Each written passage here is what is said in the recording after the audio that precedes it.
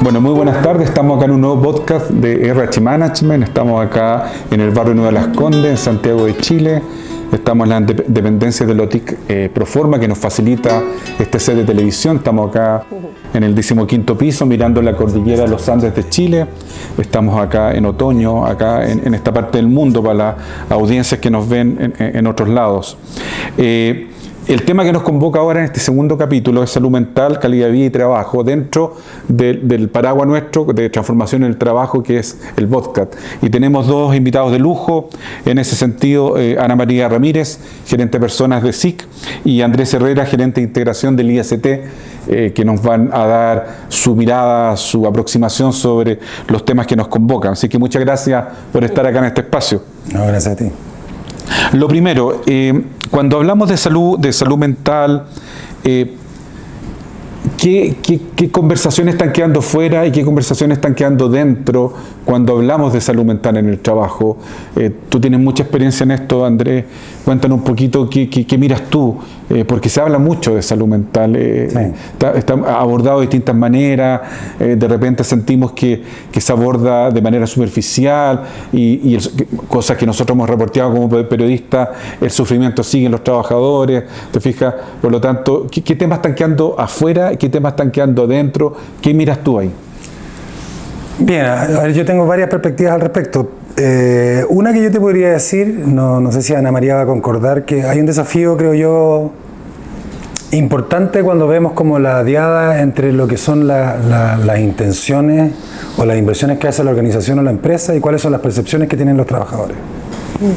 ¿Qué quiero decir con esto? A veces una empresa puede tener un montón de cosas que tienen que ver con el bienestar de los trabajadores, que ha sido una inversión, ha sido pensarlo, y tratar de, con la mejor intención, lograr como plasmarlo en algo que tenga impacto para el bienestar de las y los trabajadores. Sin embargo, aquellos trabajadores no lo conocen, no lo saben, lo que heredan es el juicio de otros trabajadores más antiguos. Entonces yo creo que comunicacionalmente hay un tema interesante ahí de mirar, de también entender que todos estamos preocupados de que todos estemos bien, tanto nosotros los trabajadores o trabajadoras o las distintas directrices que las organizaciones determinen, definan y ojalá vayan como diagramando con la participación de los trabajadores. Yo creo que eso es clave. Yo creo que lo que falta muchas veces es un tema comunicacional de romper un esquema, un paradigma que es como la empresa dijo A, por lo tanto es A lo que está disponible, que es distinto a que la empresa nos preguntó y dado lo que nos preguntó y dado lo que dijimos, definió una cierta directriz. Yo creo que, ¿a qué me refiero? Porque si yo lo quiero poner como en un título, podría ser como la confianza en las intenciones de la organización. Chile, perdón, ¿me quería decir algo? No, en esa misma lógica, cuando tú hablas de confianza, ¿te refieres a lo que los trabajadores ven, siguiendo tu hilo, o la confianza que tiene la empresa en que lo que está haciendo es correcto? No, lo que los trabajadores ven, porque lo que quiero decir es que de alguna forma, más allá de la eficacia de una determinada directriz, si yo tengo la interpretación y tengo la confianza de que es con una buena intención, es distinta la reacción que puedo tener. Si mi mamá con mucho cariño me hizo una comida que quedó un poco picante, es distinto que si yo siento que me hizo una comida con poca gana y le quedó picante porque no tuvo ninguna intención y quiere cumplir y hacer un check. Solo dar un dato, en general en las organizaciones en Chile, por lo menos del lado que nos toca a nosotros, muchas veces en temas de cultura de seguridad y por lo tanto como una rama que tendría que ver con la cultura organizacional y por lo tanto la interpretación que los trabajadores tienen respecto de la importancia de su bienestar para la organización, los trabajadores en Chile en general tienen una muy buena impresión o de credibilidad respecto de la organización, el CEO, el directorio, el mago de Oz. Y tienen la percepción de que por algún motivo la bajada de ese mensaje y la materialización de ese mensaje tiene como fallas en los mandos medios. Yo no digo que sea la verdad absoluta, pero es algo que yo puedo decir fehacientemente que es bastante habitual. Y ahí hay algo, por eso te decía que lo comunicacional me parece un punto importante. Bárbara, y en ese sentido, cuando hablamos de transformación en el trabajo, que es como el gran tema que están enfrentando hoy las gerencias de personas, de tus colegas que hemos estado conversando en otros capítulos, el tema de la salud laboral sigue estando en la agenda como un tema demasiado relevante y no hay nadie que diga que no. Pero respecto un poco a lo que nos dice Andrés, ¿Qué temas quedan afuera? ¿Qué temas quedan adentro? ¿Cómo lo ves tú desde tu lado, desde la gerencia de personas, en ese sentido? Porque a la larga a ti te toca gestionar eso también. Sí, tal cual. Mira, yo trabajo en una compañía que es centenaria. Sí, tiene más, vamos a cumplir 114 años este año. Es una compañía que ha estado en constante evolución. Y precisamente, ¿por qué hablo de evolución? Porque parte de lo que yo creo que afecta mucho a los trabajadores es la incertidumbre. Como seres humanos que somos, ¿cierto? La incertidumbre nos pone incómodos. Y muchas veces a nosotros nos toca desde las áreas de personas ir como aquietando esa incertidumbre a través de la información y la comunicación. Y yo en eso comparto plenamente lo que dice Andrés. Yo creo que efectivamente muchas de las inquietudes de los trabajadores tiene que ver con este canal de comunicación que a veces cuesta mucho llegar. Y cuesta mucho más allá de que tú tengas la súper buena intención como compañía de hacer lo mejor para cada colaborador.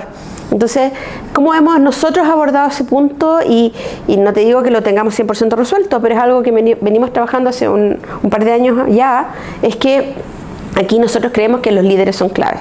Y uno de los pilares del liderazgo nuestro es la cercanía. Porque si yo no sé que a alguien de mi equipo le está pasando algo, difícilmente puedo hacer algo al respecto. Por lo tanto, ¿cómo nosotros abordamos? Y de hecho tenemos muy pocos casos de temas de salud mental, yo te diría que muy pocos casos, porque precisamente nos hacemos cargo desde saber qué está pasando, desde entender, desde conocer los contextos y también desde el estar explicando constantemente los cambios. O sea, hoy nosotros estamos viviendo una nueva transformación. Sí que está pasando de ser la compañía que fabricaba sus productos a comercializar nuevas marcas que no son nuestras. Y eso es un cambio tremendamente grande. O sea, hoy día nosotros tenemos una gran pertenencia a nuestros trabajadores que tienen así el SIC aquí como grabado, ¿cierto? Y ahora le estamos diciendo, ¿sabes qué? Vamos a comercializar otras marcas, como marcas mundiales. Y eso te cambia los paradigmas y te hace pensar, bueno, en la compañía en la que estoy se está evolucionando, se está creciendo, ¿cómo voy yo ahí? ¿Cómo me afecta eso a mí? Y parte de nuestro trabajo, yo creo que uno de los roles más importantes es siempre estar comentando, explicando, comunicando. Y en eso, yo te digo, igual siempre nos quedamos cortos. O sea, no sé si hay alguna empresa que lo haya logrado al 100%, pero siempre algo nos falta. Y aunque tú tengas la mejor intención, y eso, por ejemplo, me encantó de la comida, nosotros siempre tenemos esa gran intención de trabajar bien. El indicador de clima está dentro de nuestro indicador estratégico y la salud laboral es parte de ese indicador de clima para nosotros. O sea, es clave. Si nuestra gente no está bien, es imposible que demos un buen servicio, imposible que hagamos buenos productos. Entonces estamos súper convencidos de eso. Por lo tanto, nuestros trabajadores sí son súper importantes. Andrés, y en esa línea pone un punto súper interesante la Bárbara, Ana. Ana María, que coloca este tema de los cambios que se vienen del mercado, de la incertidumbre, que en general nosotros somos una economía que depende de los mercados internacionales. O sea, no estamos en la línea gruesa de que estamos mandando las transformaciones, no, nos llegan. Por lo tanto, genera mucha incertidumbre, mucha angustia de parte de los trabajadores, mucho estrés. En todos los niveles, porque ni siquiera a nivel de los obreros, o sea, también a nivel de los gerentes también, ¿qué va a pasar conmigo? Ahora más encima con el tema de la disrupción tecnológica, se ve amenazado el puesto de trabajo. Entonces, ¿cuál crees tú que son los temas que deberíamos mirar para poder afrontar esto? Porque todos hablan de la seguridad psicológica como el gran tema en mucha estrategia. Bueno, a ti te debe tocar mucho eso, pero ¿será ese el camino? Porque aquí están las condiciones laborales, está cómo pago, las formas de trabajar, el tipo de liderazgo que tengo. O sea, son varios temas que confluyen también en esta incertidumbre. A ver, claro, es un fenómeno multifactorial y por tanto yo creo que a todo ser humano nos ha pasado que de alguna forma, como nos gustan los seres humanos, tenemos cajones para las cosas. Entonces un cajón pagan más o menos, bien, mal, por aquí, por allá, pero me queda cerca, pero me llevo bien con el jefe, pero igual echan harto a la gente, estoy inventando. Entonces yo te diría que en general los seres humanos somos bien jodidos, lo voy a decir así en términos de que no tiene que ver tanto con un resultado concreto, sino que tiene que ver con una impresión y un juicio de control que yo tengo de las cosas. Entonces, cuando un trabajador o trabajadora percibe, independientemente de que esto yo lo contraste y sea tan real o no, percibe de que hay una organización que de alguna forma lo cuida, es distinto cómo se siente en el día a día laboral, incluso enfrentando situaciones como la volatilidad o los temas macroeconómicos, o como tú bien decías, nuestra economía más bien es una variable dependiente del mundo que independiente. La seguridad psicológica es un resultado. La seguridad psicológica es como decir, mi hijo entró a la universidad, le fue bien.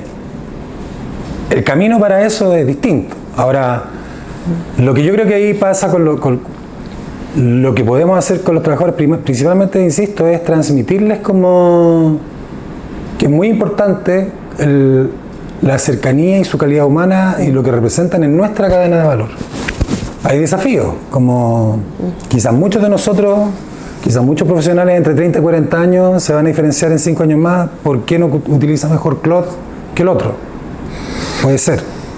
Es como cuando aparecieron los computadores y alguien, yo soy más viejo, entonces soy como de esa época, y alguien sabía lo que era un Excel, o un Lotus, si lo llamo más antiguo, el WordPerfect o el Word ahora para los que son más nuevos. Quizás es similar en ese sentido, pero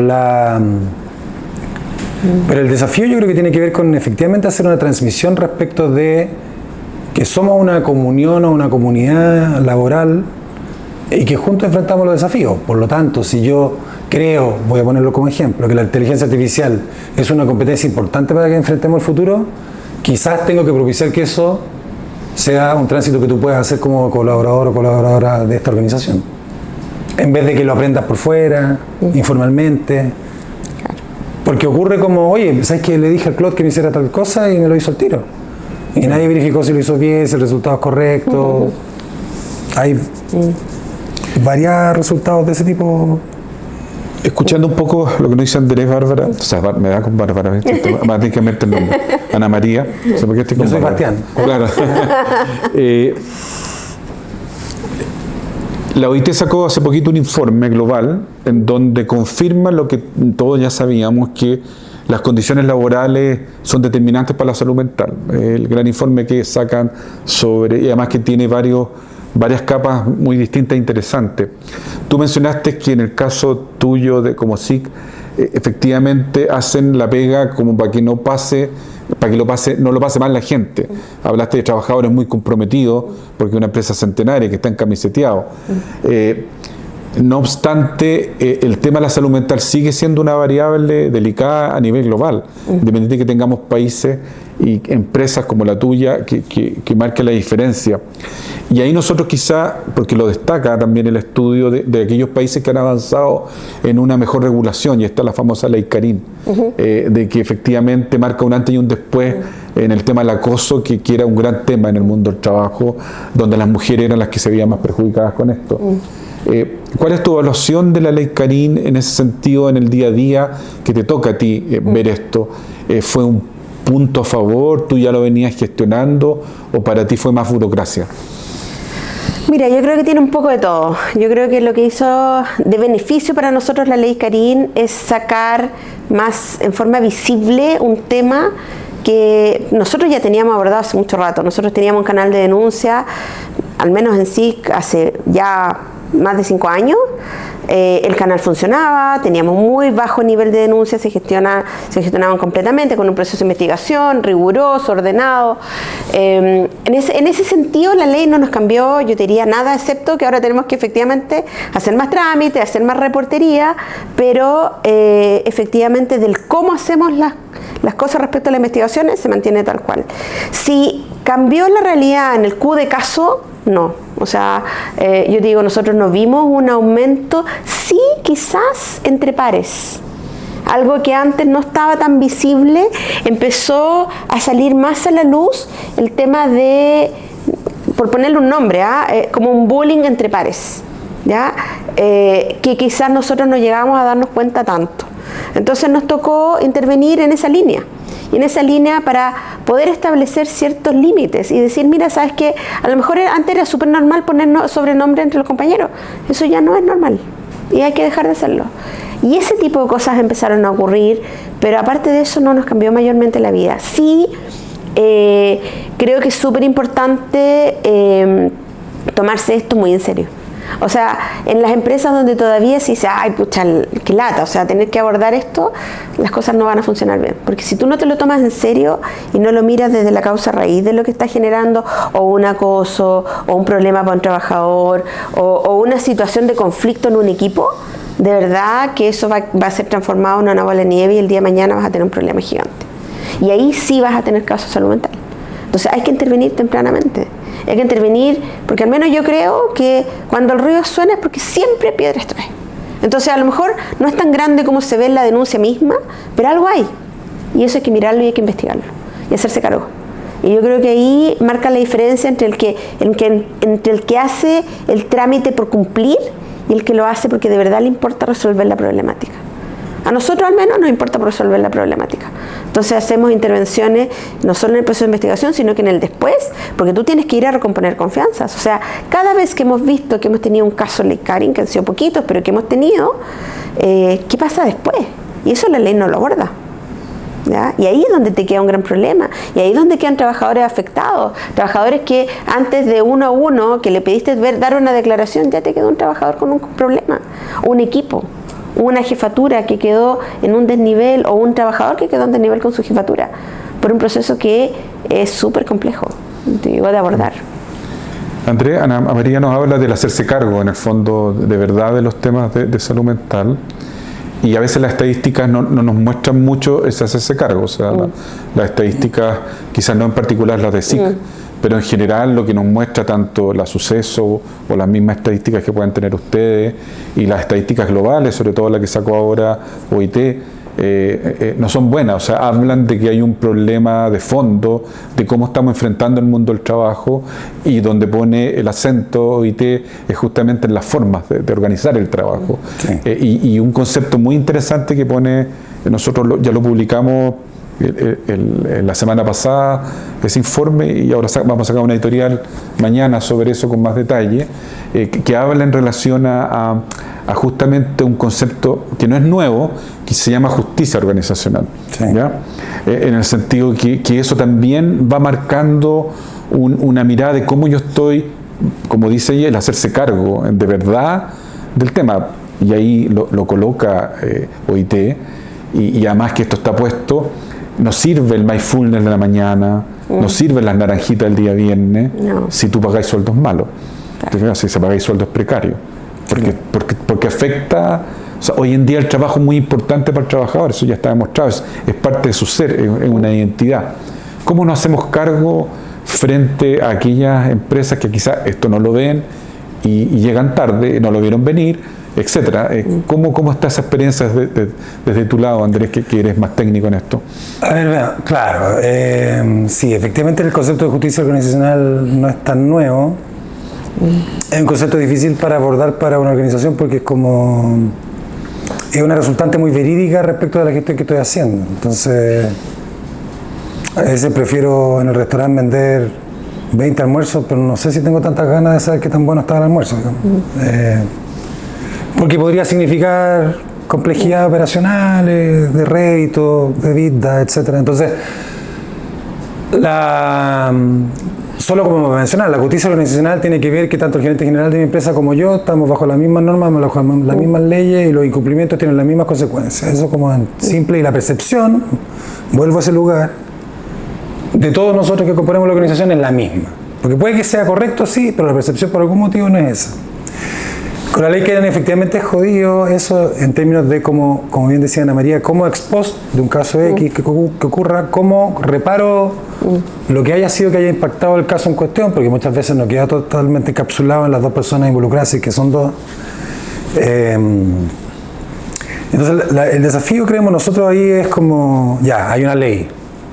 Nosotros siempre hemos promovido ya de antes el buen trato por el impacto que tiene, como lo que yo te decía, es como, me preocupo lo higiénico, pero también hay un tema relacional de cómo nos tratamos las personas, tanto en términos verticales u horizontales, y cuál es el impacto que eso tiene, que muchas veces es positivo. Yo te diría que en general para las organizaciones uno podría decir yo tengo deficiencia, ser humano o persona, organización, pero también tengo recursos, o tengo ciertas cosas que hago bien o que son buenas. Y esa es la clave. Yo diría que siempre el tema tiene que ver con que el recurso que tengo es el que me va a permitir de alguna forma reducir las brechas que yo tenga en algún ámbito, por ejemplo, en algo que sea emergente como la previsión de la ley Karin y por lo tanto ciertas como cosas que ahora me preguntan que antes no me habían preguntado, que si la gente está bien, si se tratan bien. O sea, yo le preguntara a mi abuelo que trabajó hace 70 años, probablemente le hubiese parecido impensable. O hace 50 años alguien jamás hubiera pedido una licencia de salud mental para no ir al trabajo. Hoy día eso está más habilitado. Entonces,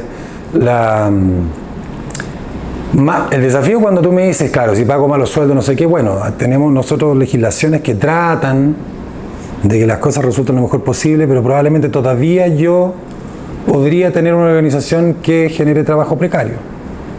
Que sea tan poco lo que genere de riqueza que la única posibilidad que tiene es, entre comillas, tener trabajos precarios, que alguien, según alguna filosofía, podría decir que sería casi una explotación, pero sin embargo es legal.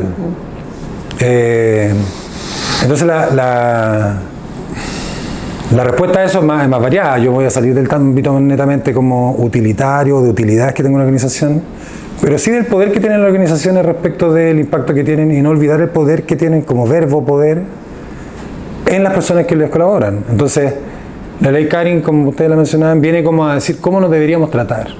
No sé si recuerdan, algunos años atrás hubo como un movimiento respecto de esta cosa del piropo callejero. Sí, que es como, ¿cómo le explico a mi papá o a mi abuelo, o a mi tío, o mi padrino, o mi vecino, que no le puede ni le interesa a la persona que le está diciendo qué linda te ves con tu falda verde? Que probablemente la intención, yo podría pensar que quizás no era mala, pero no era lugar.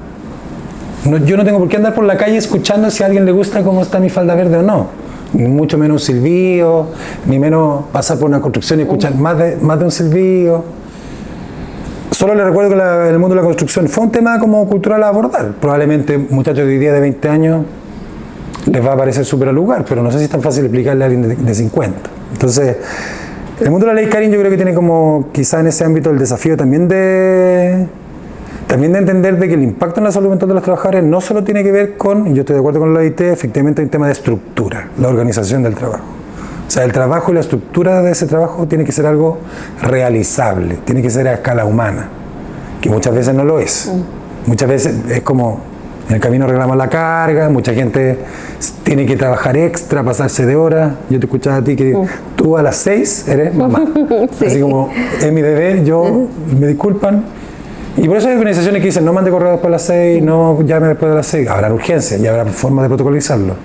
Pero más que el protocolo es entender cómo es la forma en que debemos tratarnos y muchos hoy día tenemos que entender cómo tratarnos a nuestros pares o a nuestros como subalternos, a nuestra jefatura. Solo un dato, en algún momento en la circular suceso había una tipificación de violencia tipo 1, tipo 2, no sé si te acuerdas, que tenía que ver como con los pares o con los clientes. Y en el mundo de la salud pública al menos, la mayor prevalencia respecto de percepciones de trabajadores de pasarlo mal respecto a los tratos era de los pares, no de los clientes. Y uno pensaría, ya, pero en un hospital, un consultorio, debe llegar un montón de gente para nosotros, pero quizás para ellos es un trabajo que lo pueden gestionar bien, sin embargo no así con el del par. Y mucha gente siente y percibe que son los pares los que a veces incurren en tratos que no son adecuados, no buenos o quizás maltrato. Entonces también hay un fenómeno que tiene que ver con cómo nos tratamos entre nosotros, no solamente la empresa o el jefe o el líder. No estoy diciendo que sea solo una cosa, pero también hay que mirar el todo. O sea, hay mucha gente que lo pasa más bien con los compañeros que con los jefes. Claro. Inversamente también, no digo que no, pero solo para mirar cada uno de nuestras organizaciones cómo funciona. Y ahí, Ana María, hay un punto interesante a retomar. Tú hablaste que la salud laboral la tenías como un indicador dentro de tus KPI y todo el cuento.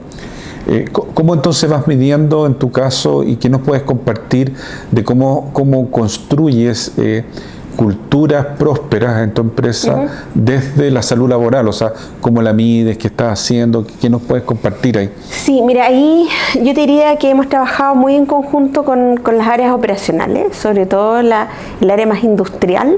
Ha estado muy pendiente porque en el fondo, cuando se deja de mirar desde el incidente que puede sufrir un trabajador hasta un accidente quizás más grave, y cuando yo digo mirar en el comité ejecutivo, entre los gerentes, las reuniones nuestras como un indicador, dejas de poner atención y eso pasa a ser parte de algo normalizado. Entonces, lo que nosotros hemos estado haciendo es decir, mira, nosotros trabajamos desde la gerencia de personas en una evaluación de clima al año, ok, hacemos pulsos trimestrales y estamos midiendo todas esas evaluaciones, además de participar en varios tipos de estudios más transversales con otras empresas, en otras industrias. Pero hacia adentro también decimos, bueno, ok, el clima puede ser una variable importante, pero también está la seguridad laboral en sí misma. O sea, la cantidad de accidentes, la cantidad de incidentes y la cantidad de casos de enfermedad de salud profesional, para nosotros son números súper interesantes de mirar y estar constantemente monitoreando y cómo lo hacemos para prevenir esos casos.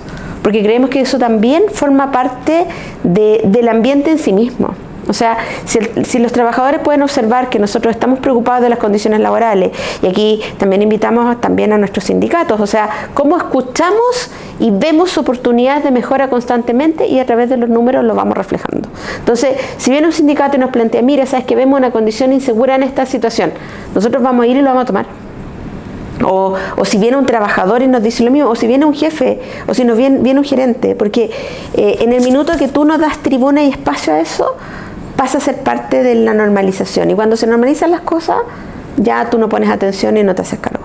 Entonces nosotros lo estamos trabajando así, desde que es importante, desde que se reporta en forma diaria, desde que tenemos frecuencia para números más gruesos, con cierta periodicidad que estamos mirando constantemente. Y como te digo, como resultante global vamos a mirar en nuestra gran encuesta anual,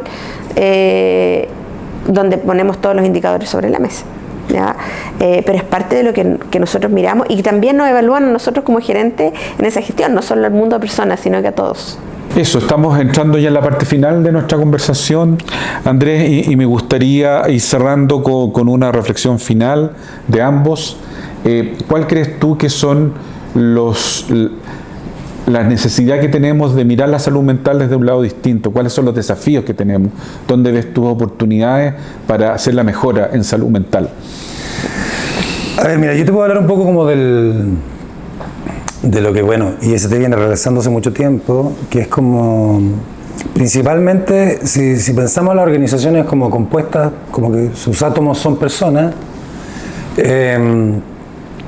estos átomos, de alguna forma, la relación que tienen entre sí tiene que ver, en el caso de los seres humanos, con las conversaciones. Yo te diría que las conversaciones en las organizaciones muchas veces puede pasar que estén como encapsuladas en ciertos niveles o en ciertos ámbitos. Entonces, por ejemplo, en el caso de ICT, hoy día en algunas organizaciones hacemos lo que llamamos cumbre del cuidado, en que distintas como estamentos de la organización, desde un punto de vista humano, comparten en torno al cuidado, a la seguridad laboral. Y cuando digo seguridad laboral, no me refiero solo al casco, ni solo al bototo, sino también al bienestar, a cómo nos tratamos, a cómo ha sido esto de la ley Karin,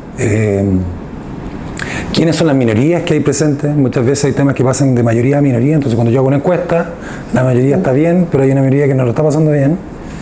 Y permite tener voz y tener participación ahí. Entonces, te diría que en nuestra experiencia, porque IST es como, nosotros como IST somos como un aliado para nuestras organizaciones, en acompañarlas en cómo ellos quisieran hacer algo y nosotros desde la evidencia le aportamos cosas, desde lo que conocemos como desde el mundo de la salud mental y del ámbito de las ciencias sociales, cómo abordar algo que muchas veces las organizaciones no necesariamente saben exactamente cómo.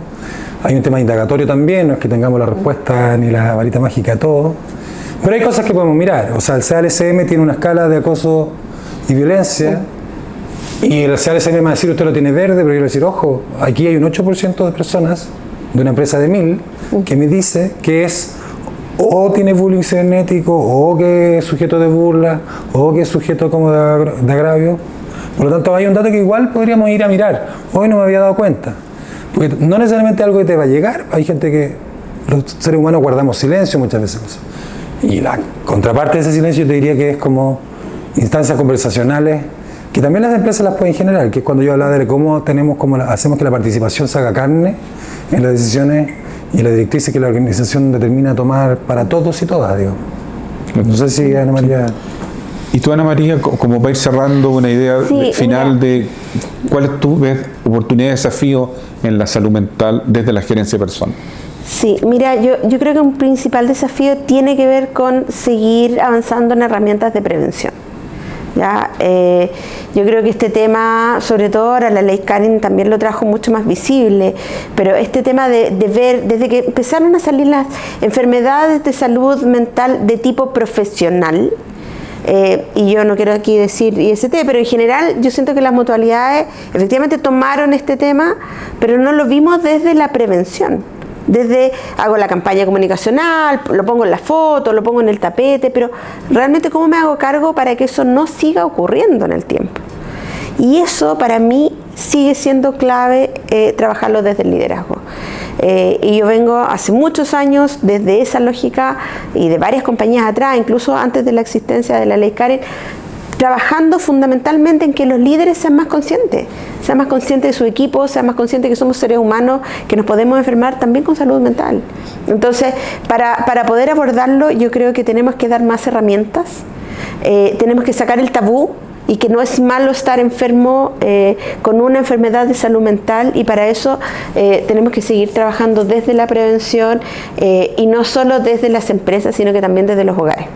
O sea, hay mucho trabajador que yo he visto que llega con una enfermedad de salud mental desde su hogar, desde preocupaciones, desde depresiones que tiene desde la casa, que terminan agravando situaciones que a lo mejor no son complejas en la empresa, pero que con una situación base se transforman en muy complejas. Y ahí también tenemos que hacer algo al respecto. ¿Ya? Y en eso al menos nosotros hemos hecho varias campañas, entre ellas paquetes de terapia, de abrir la puerta hacia ir, vaya a conversar, pida ayuda. Pedir ayuda no es malo, y eso yo creo que es una puerta que tenemos que seguir abriendo. Bueno, Ana María Ramírez, gerente de personas SIC, muchas gracias por estar con nosotros. Patricio. Andrés Herrera de IST, muchas gracias por estar aquí en este podcast de RH Management. Muchas gracias. Un gusto,